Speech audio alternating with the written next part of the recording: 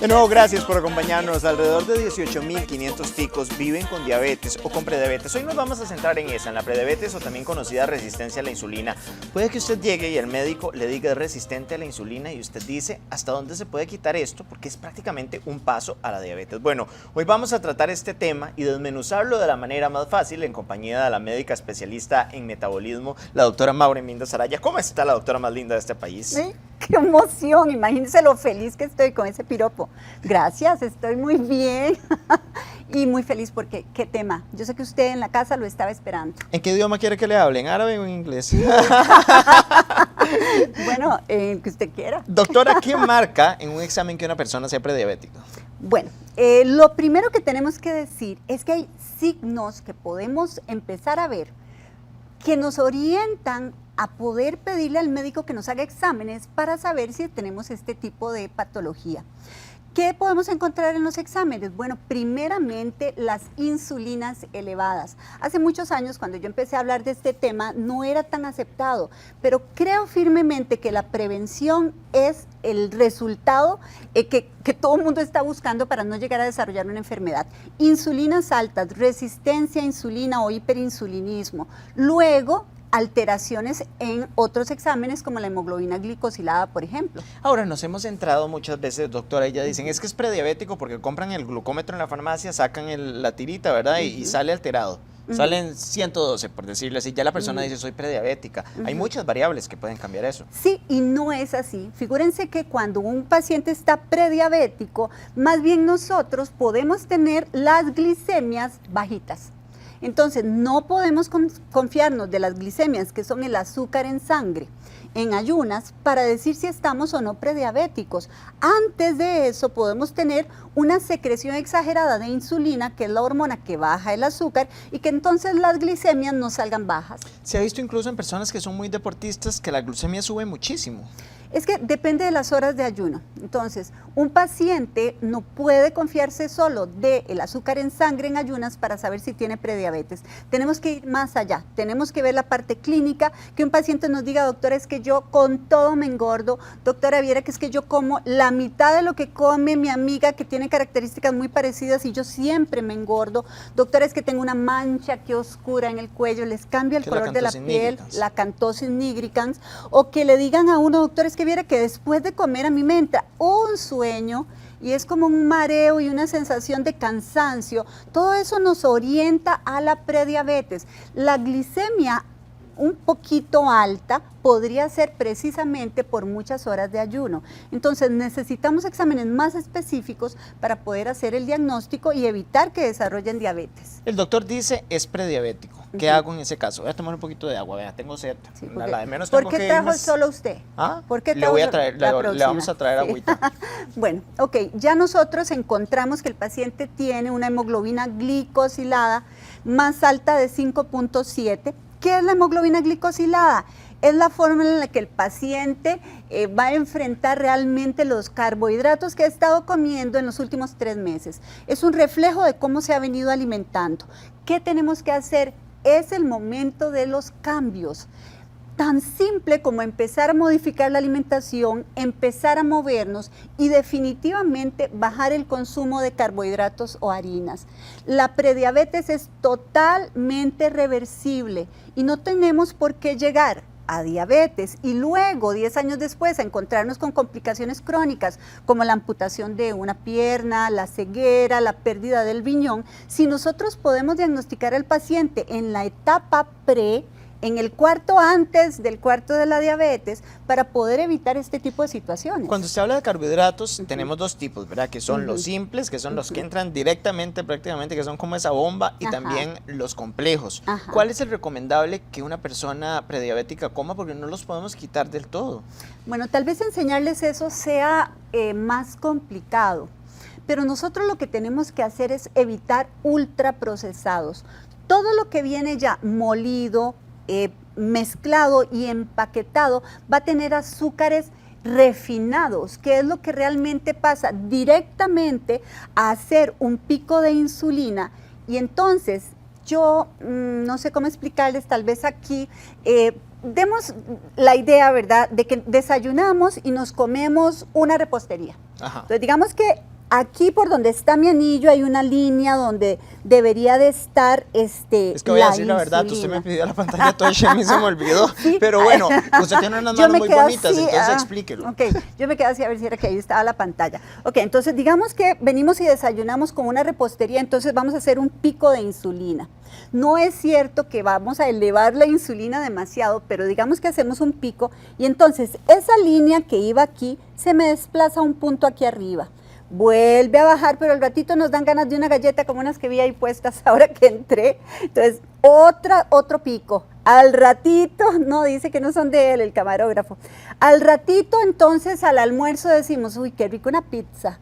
Y otro pico de insulina, y así pasamos durante el día. Y hacemos que la línea que debía estar acá, que es la hormona que no se engorda, se nos suba hasta a este dedito de aquí. Entonces, al final del día mantenemos insulinas muy altas, que es lo que provoca que vayamos a producir grasa. La insulina es una hormona productora, anabólica, se dice en un término más médico, que lo que significa es que de algo pequeñito produce algo muy grande. Entonces, puede ser que ya al final no estemos comiendo tanto ni tan mal, pero el cuerpo procesa como si comiéramos demasiado y produce mucha grasa. Vamos al tema de los fármacos. Antes estábamos acostumbrados que una prediabetes se trataba directamente, si el médico decía, con metformina, que era el único tratamiento que existía. Bueno, existen otros, pero no estábamos acostumbrados a los agonistas del GLP-1, que ya entran Ozempic, Trulicity, el más común, la gente ahora no escucha Ozempic por todo lado. ¿Cómo es que funciona?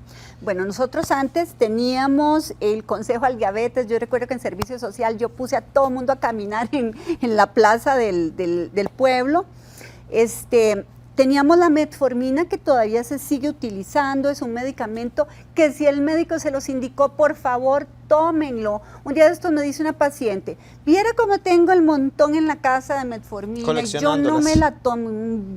Vean, hay gente, primero es un gasto muy grande para la caja, segundo se le indicó porque la necesita y tercero podemos tener diferentes maneras de indicarla para poderla tolerar porque muchas veces produce algún síntoma no deseado y hasta tenemos tipos de metformina en el mercado para que puedan probar si es el caso con otro tipo de este medicamento.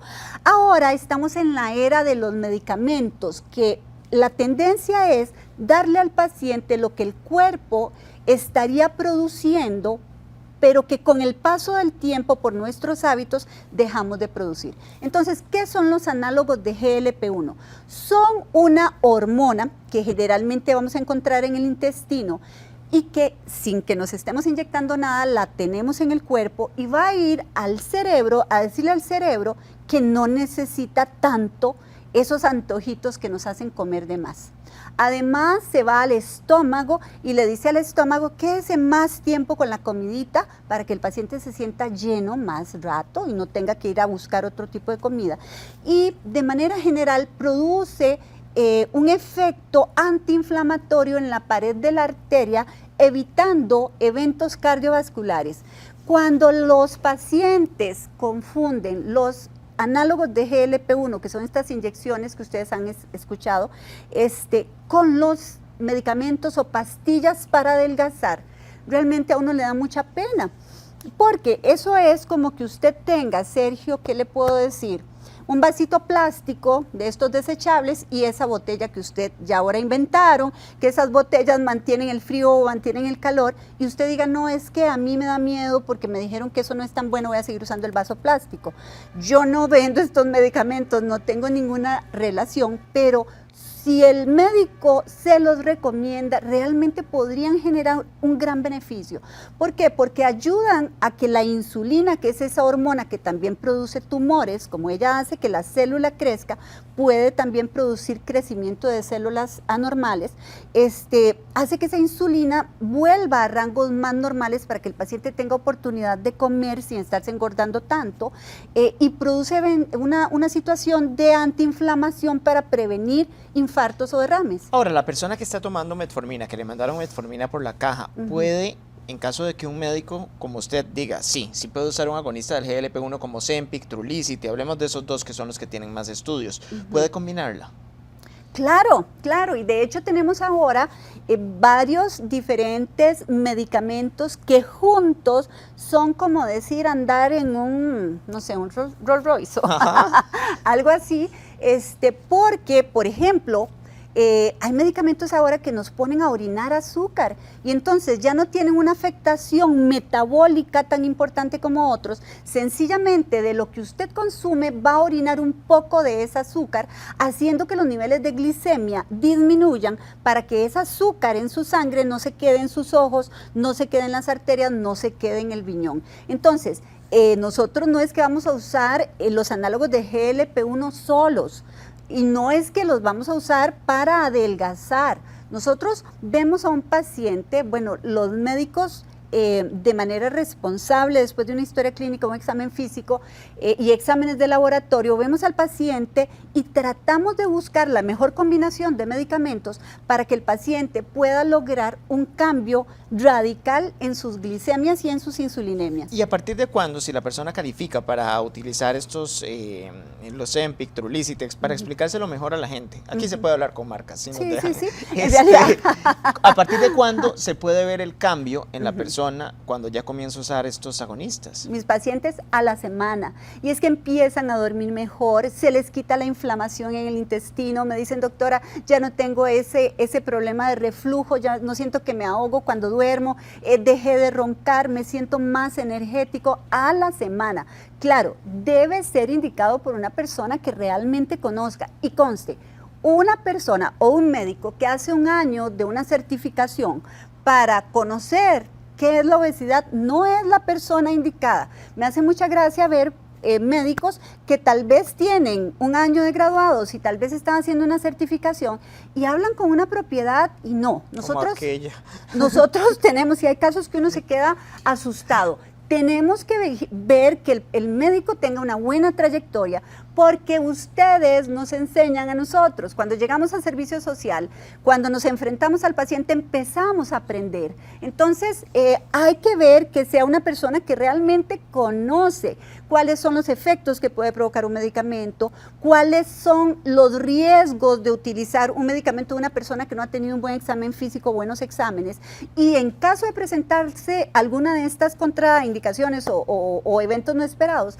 poder solucionarlos. Pero lo que sí es importante es que entiendan que no son medicamentos para adelgazar, ni la metformina, es un medicamento que se usa en resistencia a insulina. Resistencia a insulina la puede tener un prediabético, un diabético, una mujer con poliquistosis ovárica, con endometriosis, hay muchas patologías que lo comparten, o análogos de GLP-1, ya sea la liraglutida, la semaglutida, la dulaglutida, son todas estas, moléculas muy parecidas, unas con un mejor peso o menor peso que otras, por lo que traspasan mejor barrera hematoencefálica y producen menos efectos secundarios, pero todas dirigidas a que usted pueda apegarse a un sistema de alimentación. Estos no son medicamentos que usted puede usar a la libre sin hacer cambios en su alimentación. Va más bien a generar problemas, ¿verdad? Ahora, doctora, ¿por cuánto tiempo tiene que usar una persona este medicamento? Porque son caritos, hablemos de que el Ozempic anda ¿en cuánto? Si me dice una amiga, si me lo sopla por aquí. Sí, sí, está carito. Y la Trulicity puede andar en 60.000, 40.000, exactamente, en diferentes precios. Sí. ¿Por cuánto tiempo lo va a usar? Porque realmente no es sostenible tampoco en materia económica. Ahí es donde interviene la experiencia del médico, ¿verdad?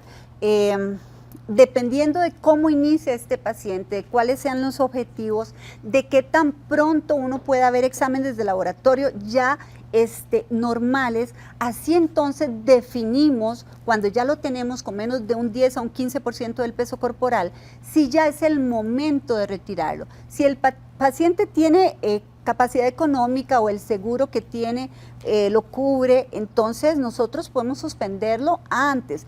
Pero si el paciente es un paciente que pues con mucha dificultad lo está comprando, entonces nosotros pues vamos a hacer todo lo posible para que lo más rápido el paciente esté con menor riesgo y con exámenes para que no pegue con el micrófono. Con exámenes de laboratorio normales, y así poder usar los medicamentos el tiempo indicado para que el paciente esté saludable. Ahora, cuando la gente usa estos medicamentos, el temor, porque uno de los efectos secundarios, ojo, que es muy importante verlo, es la pérdida de peso. Y la persona dice, me los quitan y me voy a engordar, pero ahí viene la parte de los hábitos. Es que no, porque recuerden que el medicamento fue indicado por un médico que le va a enseñar a usted cómo se debe alimentar, cada cuánto se debe alimentar, que hizo que su estómago esté pidiendo comida cada cierto tiempo, que le enseñó a comer para nutrirse, que le enseñó también a cuando se va a dar un antojo escogerlo de la mejor forma.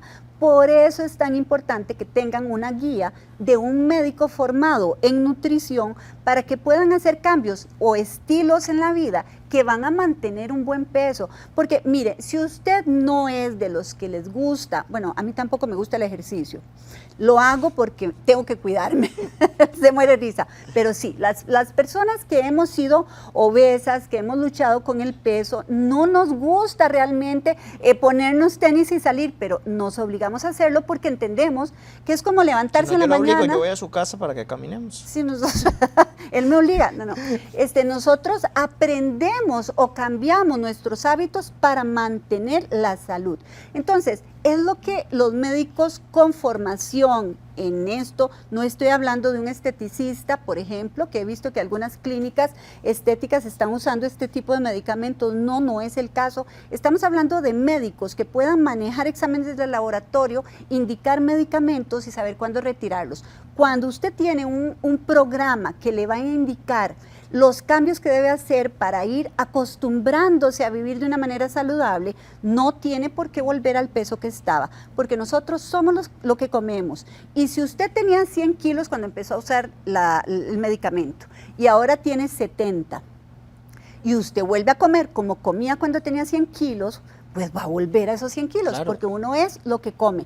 Entonces, la idea es que durante el proceso el paciente aprenda a comprar en el supermercado, a preparar la comida, a jalar lonchera, a escoger restaurantes y a hacer ejercicio. ¿Quiénes no pueden usar el agonista del GLP-1, doctora? Bueno, las personas que tienen antecedentes de cáncer papilar de tiroides, es un tipo de cáncer específico, no deben usarlo. No deben no es usarlo. Que tengan hipotiroidismo, o sea. Nada, no tiene relación. Es un tipo de cáncer que se ve ya de manera histológica, que no deben utilizarlo. Personas que han tenido pancreatitis anteriormente, hay algunos médicos que lo usan, pero no está indicado. Personas que tengan problemas de motilidad intestinal severa, estreñimiento severo, ese tipo de pacientes pues no es el paciente de elección. Obviamente mujeres embarazadas o en lactancia y menores de 18 años. La reacción normal del cuerpo cuando se pone el agonista, cuando se pone el Ozempic, la Trulicity, ¿qué es lo que va a pasar? Bueno, la idea es que el paciente no perciba mucho el cambio, pero yo no la puse. Cuando a mí me llevaron el medicamento, yo no sé si hace más de un año, yo dije, para medicarlo yo quiero saber qué pasa. Me la puse y vieran que eran las 5 de la tarde y yo no me acordé de comer y yo soy una gran comelona. Y yo dije, Dios mío, ¿qué es esto? No sentí absolutamente nada porque mi dieta, yo como muy saludable. Entonces, si el paciente tiene una guía de alimentación, no tiene por qué tener síntomas no deseados que generalmente son gastrointestinales. Entonces, si usted está usando el medicamento y tiene mucha náusea, es porque no está comiendo bien. Las personas que tienen una buena alimentación podrían esperar los primeros 15 días como cierta náusea, tal vez, pero es básicamente lo que puede suceder y generalmente a los 15 días esto desaparece. En una valoración suya, usted puede determinar que la persona necesita el medicamento, con exámenes, si ya se tienen los perfiles, todo. Vean, es tan interesante que cuando usted tiene muchos años de ver una patología, usted la reconoce. Entonces, yo veo la antropometría, que por ejemplo ahora tengo la InBody nueva en mi consultorio, es lo máximo. Esta máquina... Me tiene que llevar.